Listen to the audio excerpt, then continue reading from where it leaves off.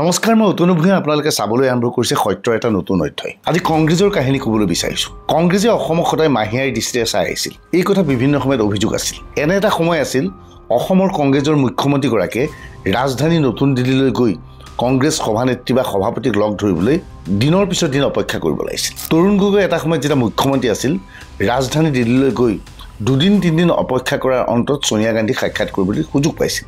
কিন্তু এতিয়া পৰিৱেশ পৰিস্থিতি সলনি হৈছে। অসমৰ মুখ্যমন্ত্ৰী হিমন্ত বিশ্ব শৰ্মাই দিল্লীলৈ গ'লেই মন গ'লেই প্ৰধানমন্ত্ৰীক সাক্ষাৎ কৰিব পাৰে, কেন্দ্ৰীয় গৃহমন্ত্ৰী অমিত শ্বাহক সাক্ষাৎ কৰিব পাৰে। আচলতে অসমৰ প্ৰতি মাহিয়াৰ দৃষ্টি চাই আহিছিল কংগ্ৰেছে। কংগ্ৰেছত যে মাহিয়াৰ দৃষ্টিৰে অসমক চাই আহিছিল তাৰ শেহতীয়া তথ্য আপোনালোকৰ লগত সদৰি কৰিম আৰু ইয়াৰ উত্তৰ আমি ভূপেন বৰা আৰু গৌৰৱ গগৈৰ পৰা জানিব বিচাৰিম। প্ৰথমে আমি কৈ লওঁ জাগিৰোডৰ কাহিনী।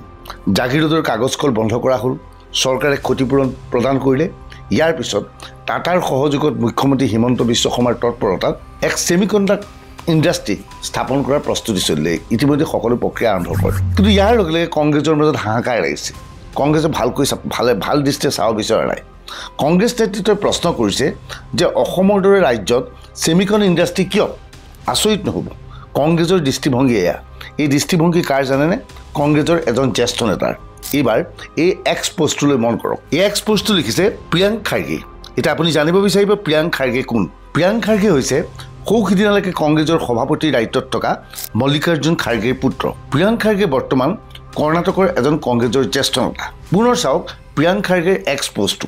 এক্সত তেওঁ কৈছে যে কেন্দ্ৰীয় চৰকাৰে 5টাকৈ ছেমিকন মেনুফেকচাৰ ইউনিটৰ 4টা গুজৰাটত স্থাপন কৰিছে আৰু এটা অসমত স্থাপন কৰিছে।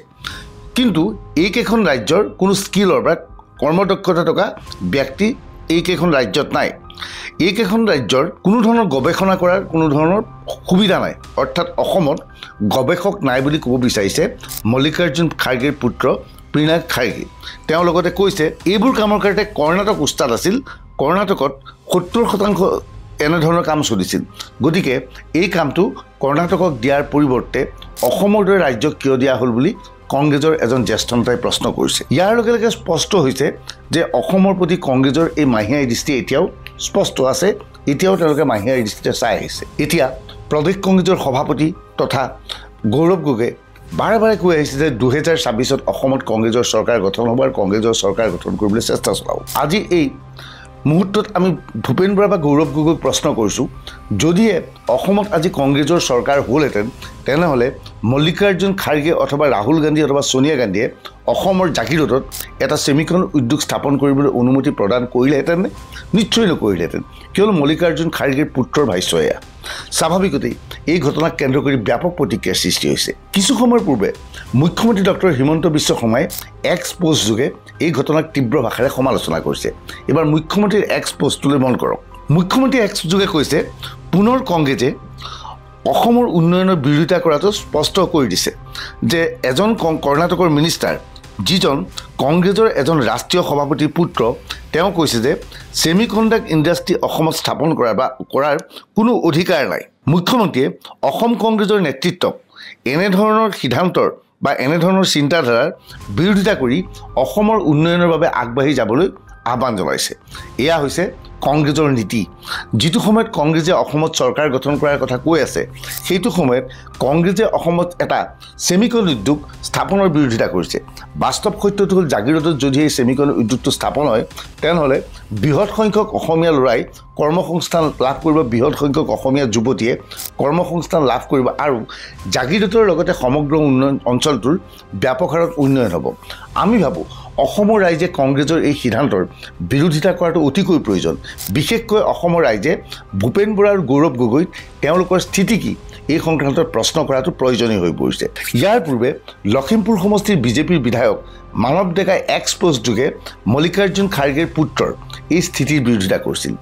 এইদৰে লিখিছিল মানৱ ডেকাই। মানৱ ডেকাৰ এক্স পোষ্টটো মন কৰক। মানৱ ডেকাৰ মতে ভূপেন বৰা আৰু গৌৰৱ গগৈ এতিয়া ক'ত লুকাই আছে? এক্স পোষ্টত তেওঁ লিখিছে যে মল্লিকাৰ্জুন খাৰ্গেৰ পুত্ৰই দৰে এজন কংগ্ৰেছৰ জ্যেষ্ঠ নেতাই এইদৰে কংগ্ৰেছৰ নেতাৰ পুত্ৰই এইদৰে অসমৰ দৰে ৰাজ্যই ছেমিকণ্ডাক্টৰত ইনভেষ্টমেণ্ট পোৱাৰ লগে লগে ইয়াৰ বিৰোধিতা কৰিছে।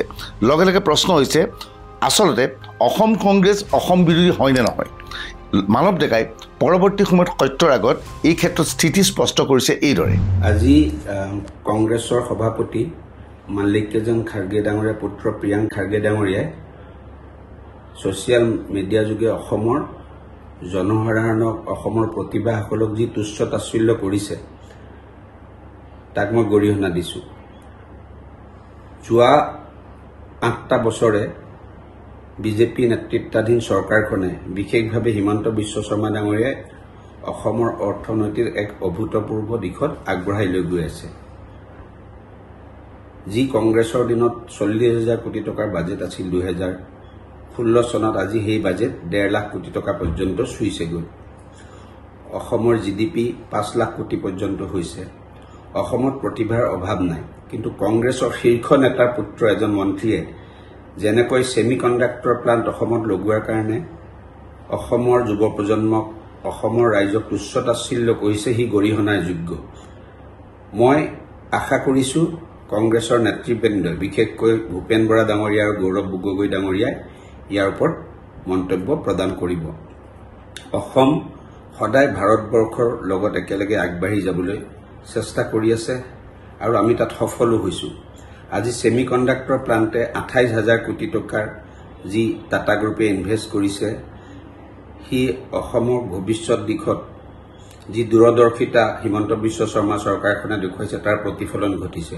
আৰু তেনে এটা কাৰ্যক কংগ্ৰেছৰ শীৰ্ষ নেতা মাল্লিকাৰ্জুন খাৰ্গেৰ পুত্ৰ প্ৰিয়াংক খাৰ্গে ডাঙৰীয়াই যেনেকৈ তুচ্ছ তাচ্ছিল্য কৰিছে, সি গৰিহণাৰ যোগ্য আৰু অসমৰ ৰাইজে সমুচিত উত্তৰ ইয়াক কংগ্ৰেছ দলক দিব। এই সমগ্ৰ বিষয়টো চিন্তনীয়। কংগ্ৰেছে অসমক মাহিয়াৰ দৃষ্টিৰে চাই আছিল, সেই কথা আজিৰ এই বক্তব্য স্পষ্ট কৰি দিলে। আমি পুনৰ বিচাৰিছোঁ কংগ্ৰেছে স্থিতি স্পষ্ট কৰক, অন্যথা কংগ্ৰেছৰ বিৰুদ্ধে মাত মতাটো অসমৰ ৰাইজৰ অতিকৈ জৰুৰী হৈ পৰিছে। এই ভিডিঅ' সংক্ৰান্তত আপোনাৰ মতামত কমেণ্ট ছেকশ্যনত লিখিব পাৰিব। ধন্যবাদ।